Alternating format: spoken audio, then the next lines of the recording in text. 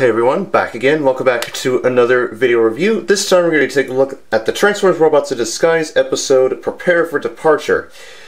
Not what I thought it was going to be, but, I mean, it was still a good episode. So basically the episode, it starts off with basically Steeljaw and his pack meeting up with the benefactors that they have been mentioning ever since they've returned. And then all of a sudden, Sound Dave appears. Well, not in the chassis, but the yellow minicon that took Strong Arm's Decepticon Hunter pops out, and then Soundwave explains that he's now in charge of the benefactors and stuff. Steeljaw is like, he don't bosses around, and Soundwave foretells that he will be coming out of that portal soon and killing Steeljaw. So that's pretty much his plan. So, yeah, so it was nice to see Sound Dave again. I mean, Soundwave. I know, Sound Dave, Soundwave, same.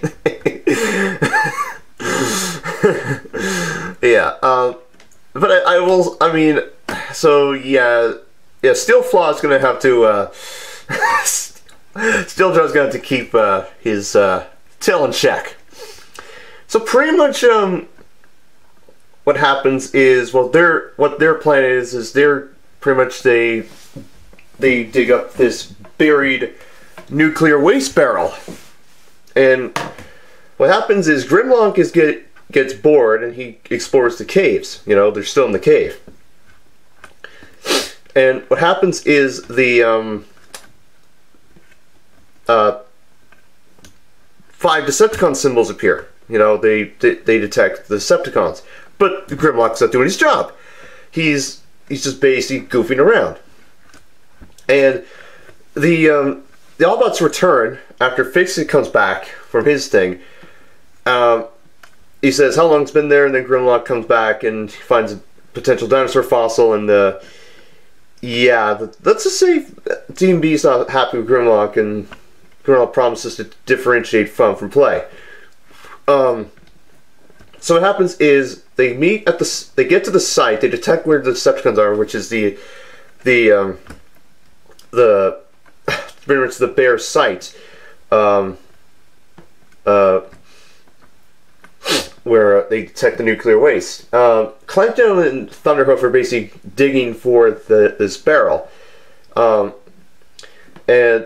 the Autobots arrive. They fight the Decepticons, and then Clampdown hits the pay dirt. You know, he finds it. Steeljaw finds it, and then then Steeljaw sneak attacks Bumblebee and drills like he doesn't kill Bumblebee, but he drills a hole through his chest where his Autobot symbol is,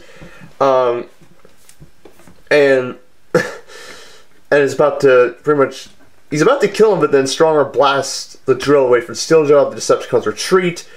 Autobots try to go after Clampton with the barrel, but Thunderhoof uses his little trick, when he's, you know, pretty much creates a crevasse, and first all the Autobots fall through the crevasse, and then Steeljaw is, well, he's furious with Thunderhoof, saying that because he basically wants to tear Bumblebee apart. And then Steeljaw gets a little upset with Thunderhoof, like pretty much after it's the second time since they returned. And Quillfire this time is the one that tries to break up the fight, and they do, and then Quillfire is tasked with towing the nuclear waste disposal to wherever they need to go. The Autobots get out of the cavern, and they determine where Steeljaw's going and stuff. And basically what happens is they didn't pick up the Gymometer. The Gymometer, I believe it's called. It's the device that tracks wherever nuclear waste is and stuff. And basically they head to Crown City, and they find they track the Decepticons at a warehouse for all the outdoor aquatics stuff is, which is pretty cool. It's pretty awesome. So pretty much what happens is Quillfire well, they stop there because, well, Quillfire's tired. He doesn't want to tell the trailer anymore. Thunderhoof refuses. Underbite refuses. Furious ensues. Well, Clampdown decides to take the trailer, but as they're about to leave, the Autobots arrive. And then, during the fight, a nuclear waste, hydrofluoric acid, the same chemical that Slipstream used that accidentally broke Drift's, one of Drift's swords, falls down, opens, and starts to, well, melt concrete and stuff. So that's a bit of a hazard. The Autobots are pretty much pinned by the Decepticons. Well, the exception of Thunderhoof, because he's just very much knocked unconscious by Grimlock. And he goes after Quillfire, who's about to shoot his quills at the hydrofluoric acid containers, but during this, Grimlock's still worried about, the difference between fun and work and stuff. But the thing is, that's not the case. He pulls, he moves on from that, and he's able to take down Quillfire and pretty much roll himself, just barrel rolls into Steeljaw and Underbite. Stronger takes down Clampdown, and Quillfire just pretty much falls against the containers and pretty much knocks over. And during this, the rest of the containers during the fight fall down, they blow up. Well, not they blow up, but they break open and they start to, pretty much they can't see a thing, but they're able to, Grimlock's able to get the waste barrel out, the trailer's melted to nothing. They retreat outside, and the Decepticons somehow find a way out. We don't see them after that, and yeah. So, now during this, the same dude that we saw in King of the Hill Part 1 and 2, that were looking for the government UFOs and stuff, figures out what's going on. And he stumbles upon Fix-It, who retreats. Russell and Denny just come up with another diversion,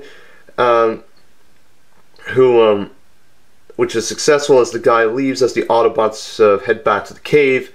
And at the end, Grimlock figures out the difference between fun and play, fun and work, and from which wants to see the dinosaur fossils that Denny and Russell have been doing during their cover-up. And that is the end of the episode. All in all, it was pretty good. When I first read the title, I thought Prepare for Departure. What I thought it was the Autobots, because remember, Drift's ship has been mentioned. I was kind of hoping the Autobots find Drift's ship and they then, with Denny and Russell, head back to Cybertron to find the benefactors that Optimus and Drift were looking for, and then that's when we would see Cyclonus and the others. That's what I thought, just by the judging of the title. But there was nothing in the title, like Prepare for Departure. Like, the only thing departure-wise I would assume is Soundwave about to leave the Shadow Zone when we see him in his what he looks like now in the R.I.D. cartoon. Not his prime self, but just from the toy self that we've gotten. But yeah, it was so cool to see Soundwave. It was so awesome to see him. It was incredible to see. The minicon was kind of cool. He didn't speak, obviously. We didn't see High Test, which was such an unfortunate shame. I bet this whole thing with Steeljaw and Thunderhoof is going to go south very soon. Because Clampdown and Quillfire tried to break up the fight, and so that leaves Underbite now to figure this out. Anyway, they have to deal with Steeljaw and the gang. They have to. Because Soundwave, they got to deal with Soundwave. Like Soundwave, sorry, and Laserbeak. Or Laserpeak. Anyway, they have to deal with Soundwave and Laserpeak. They just have to. Because I imagine Soundwave still wants to get in touch, wants to try and get in touch with Megatron, but we haven't seen Megatron yet in the show, and even though we've heard mention of him, and we've heard no reference as to where he is now in the galaxy. So and we don't know if Megatronus is still out there. We don't know we have no confirmation he died or not in season 1. Is he one of the benefactors, or is he just like a hidden source? Anyway. So, oh, it wasn't bad, episode-wise, but I will say, nice to see the guy again. I don't know if we'll see him again. I don't think we will. So, hopefully that little distraction may have turned him away for good, hopefully. If not, then what can you do? Grimlock's little thing, you know, it was pretty good. Nice little Grimlock-centered episode. So, hopefully we'll see what happens. I'm curious to see what happens in the next episode. It'll be interesting to see what Soundwave's going to do, what his ultimate plan is. Well, part of his revenge in the Autobots and trying to get in touch with Megatron. But also to probably kill Steeljaw as well, and his gang. So we'll see what happens in the next episode. So yes, everyone, that is my video review of the Transformers Robots in Disguise Combiner Force episode. Prepare for departure. Ugh. I will see you all very soon. I'll be back as soon as possible for my next video, and yes, so take your season and good day, and I'll catch you all later. Bye-bye.